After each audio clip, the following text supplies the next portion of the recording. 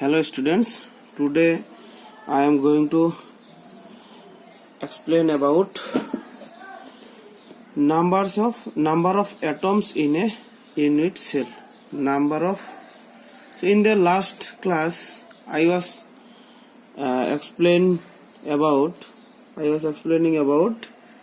unit cell and crystal lattice.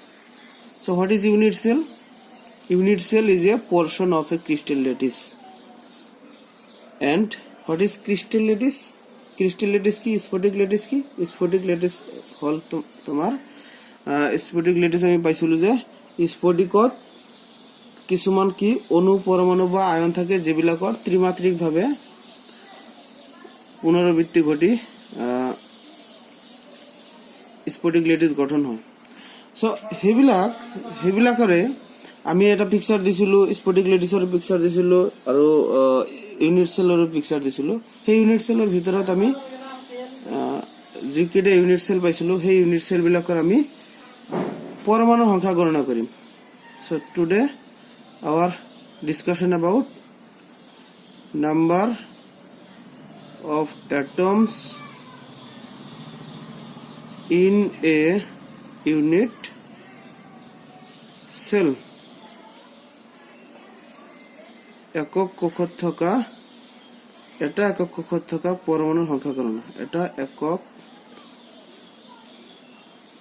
কক্ষত পরমাণুর সংখ্যা। এটা একক কক্ষত কিমানটা পরমাণু থাকে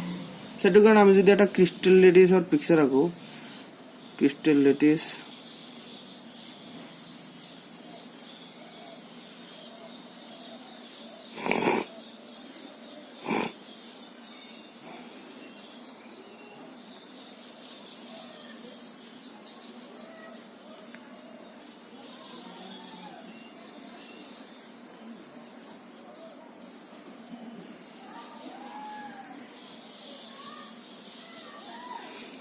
suppose this is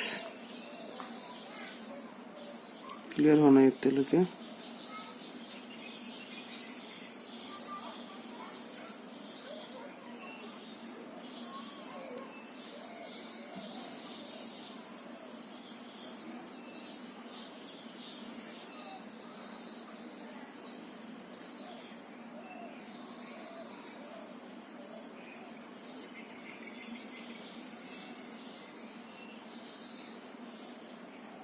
সাপোজ এটো এটা ক্রিস্টাল লেটিস স্ফটিক লেটিস। এই কর্নার বিলাকত কি থাকে স্ফটিক লেটিসৰ এবিলাক ত্ৰিমাত্ৰিক ভাবে সজ্জিত হৈছে, এবিলাকক কয় লেটিস পয়েন্ট, লেটিস বিন্দু। ইয়াৰে প্ৰত্যেকটো পোৰ্শনক ক'ব এটা এটা ইউনিট সেল। তাৰ মানে আমি জানো যে এটো এটা ইউনিট সেল, এটো এটা ইউনিট সেল, এটো এটা ইউনিট সেল। ইয়াত চাৰিটা ইউনিট সেল আছে, চাৰিটা একক কক আছে। সো ইয়াৰ ব্যাক সাইডত আৰু চাৰিটা একক কক আছে। তাৰ মানে এটা কৰ্নাৰ আমি যদি মাজৰ পৰা এই কৰ্নাৰটো চাও, এই কৰ্নাৰটো কিমানটা একক ককৰ লগত জড়িত হৈ আছে, এইটোৰ লগত আছে, এইটোৰ লগত আছে, এইটোৰ লগত আছে, এইটোৰ লগত আছে, চাৰিটাৰ লগত আছে। ঠিক এনেকুৱা ব্যাক সাইডত আৰু চাৰিটা আছে। তাৰ মানে এটা একক ককৰ এটা কৰ্নাৰে টোটাল 8টা একক ককৰ সৈতে জড়িত হৈ থাকে, 8টা একক ককৰ টাচত থাকে। তেতিয়াহলে এই কৰ্নাৰটোৰ প্ৰত্যেকটো এই একক কক্ষৰ প্রত্যেকটো কর্নারত আমি যদি এই বিন্দু বিলাকক যদি আমি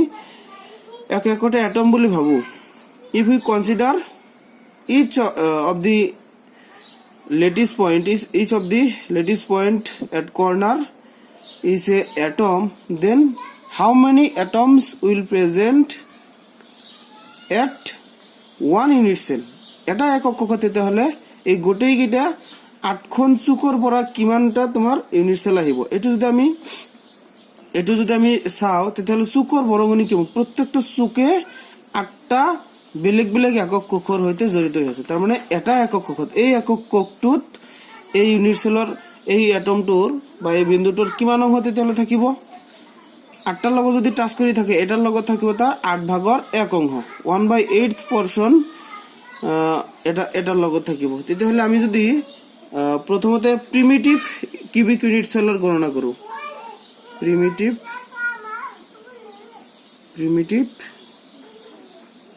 কিউবিক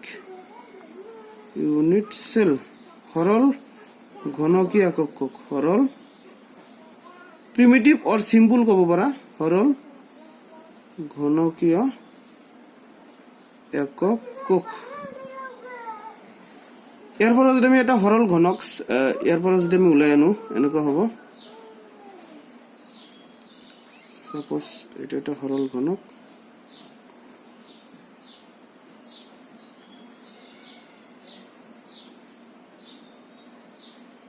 এটা একটা সরল ঘনক সরল ঘনকত কি থাকে সিম্পল কিউবত কেবল লেটিস পয়েন্ট বিলাক ঘনকটোৰ বা কিউবটোৰ খালি কৰ্নাৰতে থাকে সো আমি আগতে কৈছো ইয়াৰ এটা কৰ্নাৰে 8টা ঘনকৰ লগত বা 8টা একক কোষৰ টাচত থাকে 8টা একক কোষৰ সংস্পৰ্শত থাকে তেতিয়াহলে সৰল ঘনকৰ একক কোষত যেহেতু 8টা কৰ্নাৰতহে বিন্দুবিলাক থাকে সেই কাৰণে টোটাল কিমান হ'ব 8টা কৰ্নাৰৰ পৰা কিমানটা পৰমাণু সংখ্যা হ'ব since each cubic unit cell has 8 atoms on its corners the total number of atoms in one unit cell is the total number of atoms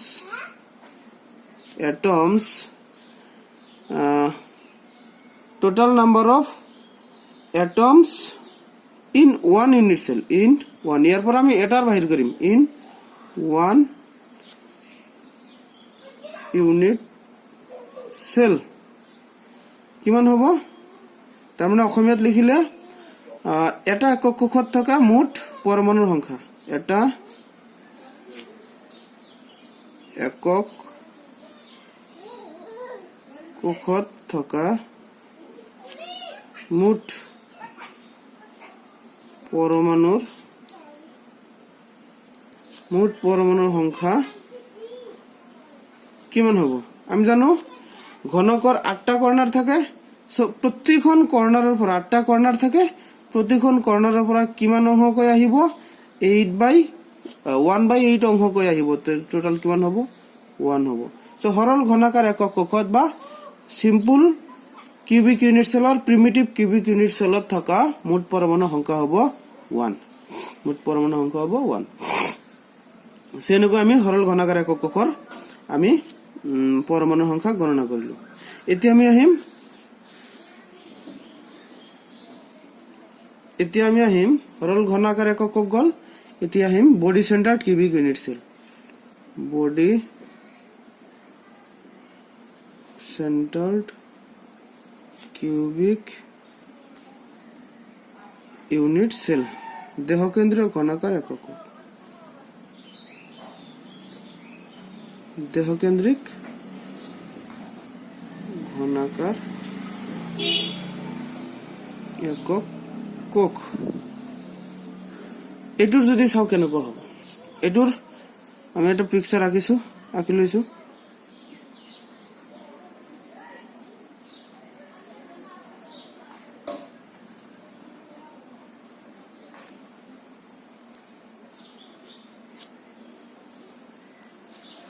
দেহকেন্দ্ৰীয় ঘনাকাৰ একক কোষত আমি কি পাইছো দেহকেন্দ্ৰীয় ঘনাকাৰ একক কোষত লেটিস বিন্দুবিলাক প্ৰতিখন চুকত থকাৰ উপৰিও কি থাকে এটা বিন্দু ঘনকটোৰ কেন্দ্ৰত থাকে একবাৰে সেন্টাৰ এটো সেন্টাৰ হ'ব ঘনকটোৰ সেন্টাৰত এটা বিন্দু থাকে that means in body center cubic unit cell all the corners have one lattice point and also one lattice point in at its center its body center so আমি ইতিমধ্যে পালো যে প্ৰতিখন কৰ্নাৰৰ পৰা টোটাল কিমানটা পৰমাণু হয় প্ৰতিখন কৰ্নাৰৰ বৰঙনি এটা একক কোষত 1/8 অংশ সো 8টা কৰ্নাৰৰ পৰা এটা পৰমাণু হয় আৰু যেটো বডি সেন্টাৰত যেটো থাকে হেতু নিজৰেই সো বডি সেন্টাৰত যেটো পৰমাণু থাকিব যিকোনো বস্তুৰ সেন্টাৰত থাকিলে হেতু কাৰ লগত টাচত নাথাকে সেই বস্তুটো তেওঁৰ নিজৰেই মানে এই একক কোষটোৰ গোটেইখিনি এই বডি সেন্টাৰত যেটো থাকে দেহ কেন্দ্ৰ যেটো থাকে হেতু এটা একক কোষে তাৰ গোটেইখিনি परमाणु लाभ करिब तेते हले केनेকৈ আমি হিসাবটো কৰিম so in a body centered cubic unit cell in a body center cubic unit cell, that means BCC দেহকেন্দ্র ঘনাকার একক কক্ষত দেহকেন্দ্রীয় ঘনাকার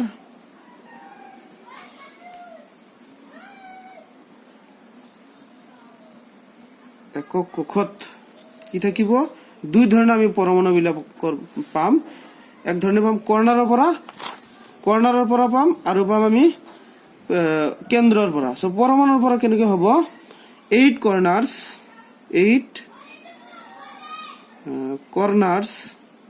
into 1/8 per corner atom that means এটো হ'ব 8 into 1/8 total হ'ব 1 আৰু হ'ব 1 body center যেহেতু এটা এককৰ body center এটা থাকে 1 body center এটা দেহ কেন্দ্ৰ body center এটা দেহ কেন্দ্ৰৰ পৰমাণুৰ কিমান অংশ পাব 1 এটা দেহ কেন্দ্ৰত এটা পৰমাণু থাকে আৰু দেহ কেন্দ্ৰ যেহেতু এটাই সো টোটাল হ'ব 1 এটা অসমত লিখিলে 8খন চুক ইনটু 1/8 প্ৰতিখন চুকৰ 1/8 প্ৰতি চুকৰ পৰমাণু আৰু এখন দেহ কেন্দ্ৰৰ পৰমাণু 1/1 into 1 সো টোটাল কিমান হ'ব the total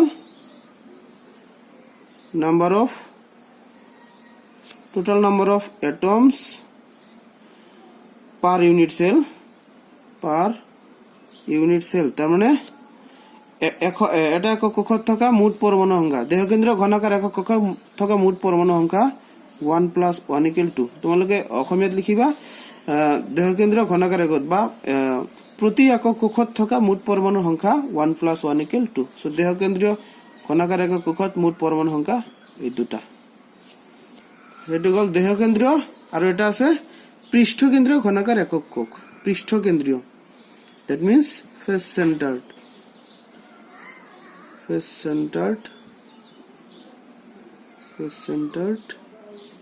cubic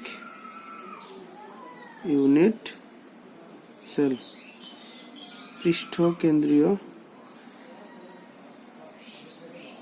পৃষ্ঠকেন্দ্ৰীয় ঘনাকাৰ বা ঘনকীয় একক এটা যদি আমি চাও এটো কাৰণে আমি যদি এটা পিকচাৰ এটা আমি ড্ৰ কৰো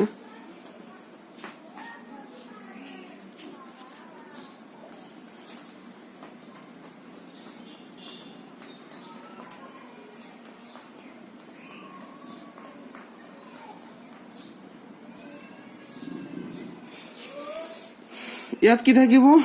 প্ৰতিখন চুকত এটা কয় বিন্দু থকাৰ উপৰিও লেটিস বিন্দু থকাৰ উপৰিও কত থাকিব আৰু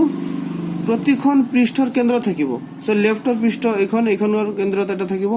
ৰাইটৰ পৃষ্ঠৰ কেন্দ্ৰত এটা তলৰ পৃষ্ঠৰ কেন্দ্ৰত এটা ওপৰৰ পৃষ্ঠৰ কেন্দ্ৰত আৰু সন্মুখৰ পৃষ্ঠৰ কেন্দ্ৰ এটো আৰু বেক সাইডৰ পৃষ্ঠৰ কেন্দ্ৰ সাপোজ এটো তাৰ মানে প্ৰতিখন পৃষ্ঠ ছয়খন এটা ঘনকৰ পৃষ্ঠ কেইখন ছয়খন পৃষ্ঠৰ কেন্দ্ৰত এটা কৈ থাকিব আমি জানো যে যিকোনো এটা বস্তু সাপোজ এইটো এখন পৃষ্ঠ আছে এই পৃষ্ঠৰ কেন্দ্ৰত এটা বিন্দু আছে এই পৃষ্ঠটো আন এটা পৃষ্ঠৰ লগত এনেকৈ হে টাচত থাকিব পাৰে দুখন পৃষ্ঠৰ লগত টাচত থাকিব নোৱাৰে যেতিয়া ইয়াৰ বিন্দুটো আন এখন পৃষ্ঠৰ লগত টাচত থাকিব তেতিয়া হলে এই এটা বিন্দু দুটা পৃষ্ঠৰ লগত সমান আধা অংশকৈ ভাগ কৰি থাকিব তেতিয়া হলে আমি কি পাম যে প্ৰতিখন পৃষ্ঠত থকা পৰমাণুৰ আধা অংশকৈ এটা একক কক্ষে লাভ কৰিব তাৰ মানে পৃষ্ঠৰ পৰিমাণ হ'ব 1/2 * 6 ছয়খন পৃষ্ঠ যেহেতু তিনিটা মুঠ পৰমাণু সংখ্যা হ'ব পৃষ্ঠৰ কেন্দ্ৰৰ পৰা আৰু চুকৰ পৰিমাণ ইতিমধ্যে আমি পাই আহিছো যে 1/8 * 8 কিমান হয় চুকৰ পৰিমাণ হয় 1 so total number of atom হ'ব 1 + 3 = 4 তেতিয়া হলে আমি এটো এনেকৈ হিসাব কৰিম in a face centered cubic unit cell in a FCC means face centered cubic unit cell in a face centered cubic unit cell unit face centered cubic unit cell এটা FCC একক কোষত কেনেকৈ থাকে পৰমাণুবিলাক সো প্ৰথমে আমি কৰ্ণাৰৰ পৰা লিখিম কৰ্ণাৰৰ বৰঙনি from from 8 corners 8টা চুকৰ পৰা কিমান হ'ব 8 into 1/8 8 ইকুৱেল কিমান হ'ব ইকুৱেল হ'ব 1 তাৰ পিছত ছখন পৃষ্ঠৰ পৰা from 6 face centered 6খন পৃষ্ঠ কেন্দ্ৰৰ পৰা 6খন পৃষ্ঠৰ কেন্দ্ৰৰ পৰা কেনেকৈ পাম 6খন পৃষ্ঠ প্ৰতিখন পৃষ্ঠৰ বৰঙনি আধা অংশকৈ টোটাল হ'ব কিমান 3 সেটো হ'ব therefore total number of atoms per unit total number of atoms per unit যে প্রতি একক কক্ষৰ প্ৰতি একক কক্ষত মোট পৰমাণুৰ সংখ্যা তাৰ মানে পৃষ্ঠকেন্দ্ৰ ঘনাকাৰ একক কক্ষত থকা মোট পৰমাণুৰ সংখ্যা কিমান হ'ব 1 + 3 is equal 4 এটো হ'ব কি পৃষ্ঠকেন্দ্র ঘনাকার একক কক্ষত থকা মোট পৰমাণুৰ সংখ্যা সো আমি আকৌ কৈছো প্ৰথমৰ পৰা যে আমি জানো যে এটা ক্ৰিস্টেলত থকা যিকোনো এটা বিন্দু যিকোনো এটা কৰ্ণাৰ 8খন ইয়াত যিবিলাক একক কক্ষ আছে এটা একক কক্ষত থকা এটা কৰ্ণাৰ 8খন তোমাৰ বেলেগ বেলেগ একক কক্ষৰ কৰ্ণাৰৰ সৈতে টাচ কৰি থাকে ইয়াৰ 4খন আমি ইয়াতে দেখাইছো আৰু 4খন ব্যাক সাইডত আছে সো মুঠ 8খন হয় এই ঠিক হেতু এনেকৈ এটু এইফালে যদি আৰু বঢ়াই দিয়া হয় এটু যদি মাজত পৰে তেতিয়া ওপৰত 4খন তলত 4খন এনেকৈ গোটেই গিটা 8খন ঘনকৰ টাচত থাকে এটা ক্ৰিস্টালত যেতে সজ্জিত হৈ থাকে যেহেতু ক্ৰিস্টালৰ পৰাই এটা পোৰশন হেতু কোৱা হয় ইউনিট সেল সো আমি সৰল ঘনকাৰ একক কক্ষত জানো যে লেটিস বিন্দুসমূহ কেৱল মাথন ঘনকৰ চুকটোতে থাকে এতিয়া ঘনকৰ চুক হল 8খন 8খন চুকৰ পৰা 1/8 অংশ গৈ যেহেতু এটা বিন্দু 8টা ঘনকৰ টাচত থাকে তেতে হলে 1/8 অংশ এটা ঘনকে লাভ কৰিব সো এটা একক কক্ষৰ মুঠ পৰমাণু সংখ্যা হ'ব 8 * 1/8 = 1 এটু কয় primitive unit cell or simple cubic unit cell যেতিয়া বডি সেন্টাৰত আহিম এটা বিন্দু বডি সেন্টাৰত থাকিব এটা বিন্দু তাৰ মানে দেহ কেন্দ্ৰত থাকিব দেহ কেন্দ্ৰত যেটো থাকিব হেতু কাৰৰ লগত সম্পৰ্ক নাই হেতু একক কক্ষটো নিজৰ হ'ব গোটেইখিনি পৰমাণু আমি প্ৰতিখন বিন্দু এটা পৰমাণু হিচাপে গণ্য কৰিছো তেতে হলে এই কেন্দ্ৰৰ পৰা আহিব এটা বিন্দু এটা পৰমাণু আৰু 8খন চুকৰ পৰা হ'ব 1/8 * 8 = হ'ব 1 total number of atoms in a cubic body centered cubic unit cell কিমান হ'ব দেহ কেন্দ্ৰ ঘনকাৰ একক কক্ষত মুঠ পৰমাণু সংখ্যা হ'ব 1 + 1 = 2 আকৌ পৃষ্ঠকেন্দ্ৰ ঘনকাৰ একক কক্ষত লেটিস বিন্দুবিলাক কত থাকে চুকত থকাৰ উপৰিও প্ৰতিখন পৃষ্ঠৰ কেন্দ্ৰত থাকে তেতিয়াহলে এটা আমি কি কৰিম প্ৰতিখন পৃষ্ঠ আমি জানো যে প্ৰতিখন পৃষ্ঠই এখন পৃষ্ঠই আন এখন পৃষ্ঠৰ সৈতে টাচত থাকিব পাৰে গতিকে এখন পৃষ্ঠত থকা যেহেতু আমি এটা কৈছো যে ক্রিস্টাল লেটিসত এতে যেহেতু কৈছে ক্রিস্টাল লেটিসত কি থাকে এই যে এই পৃষ্ঠৰ কেন্দ্ৰত এই পৃষ্ঠটো এইফালে এটা পৃষ্ঠৰ লগতহে টাচত থাকিব পাৰে ইয়াৰ যেহেতু আমি যদি দেখাও এই বস্তুটো এইফালে থাকিলে এইফালে এটা একক কক্ষ আছে এইফালে আছে সো ইয়াতে দুটা পৃষ্ঠ এই পৃষ্ঠটো এইফালে এটা লগত টাচত থাকিব এইটো এইফালে লগত এটা টাচত থাকিব তো তাৰ মানে এখন পৃষ্ঠত যি এটা বিন্দু থাকিব কেন্দ্ৰত সেই পৃষ্ঠটো বিন্দুটো দুখন পৃষ্ঠৰ সৈতে টাচত থাকিব তেতিয়াহলে এখন এটা একক কক্ষত এখন পৃষ্ঠৰ কেন্দ্ৰৰ পৰা মুঠ বৰঙনি হ'ব 1/2 তাৰ মানে আধা অংশ আধা অংশ গৈ 6খন পৃষ্ঠৰ পৰা আহিব টোটাল হ'ব 3টা আৰু চুকৰ পৰা আহিব 1/8 অংশকৈ এটা সো টোটাল নম্বৰ হ'ব 1 + 3 = 4 সো আমি যদি শর্টকাট লিখি দিও এটা বক্স বনাই সাপোজ তো লিখিছো সিম্পল কিউবিক ইউনিট সেলত কিমান থাকিব পৰমাণু সংখ্যা 1 সিম্পলৰ প্ৰিমিটিভ একে তাৰ পিছত BCC মানে বডি সেন্টাৰ্ড কিউবিক ইউনিট সেলত থাকিব 2 আৰু FCC মানে ফেস সেন্টাৰ্ড কিউবিক ইউনিট সেলত থাকিব 4টা পৰমাণু সংখ্যা টোটাল পৰমাণু সংখ্যা এনেকুৱা সো আজিৰ কাৰণে এইখিনি ধন্যবাদ তোমালোকে যিয়ে এতিয়ালৈকে চেনেল সাবস্ক্ৰাইব কৰা নাই যদি আৰু ভিডিও তোমালোকে পাব বিচাৰা তেতিয়াহলে সোনকালে চেনেলটো সাবস্ক্ৰাইব কৰিবা আৰু ভিডিওটো কেনেকুৱা লাগিল কমেন্ট কৰিবা কমেন্ট বক্সত গৈ কমেন্ট কৰিবা আৰু লাইক কৰিবা শেয়াৰ কৰিবা ধন্যবাদ।